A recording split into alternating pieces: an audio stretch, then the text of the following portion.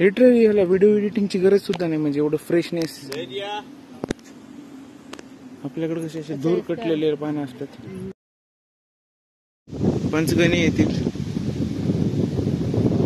Sydney point वरून इथून खूप साऱ्या नद्या दिसत आहेत. हे माझे मामा आलेले आहेत व्हिडिओ मध्ये. काय व्ह्यू आहे. मी सगळ्यात टॉपला आहे हिलच्या. या इथं 5 नद्याचा उगम आहे. इथं आपली लावलेली आहे कार. अजून थोडं वरती जायचं आहे.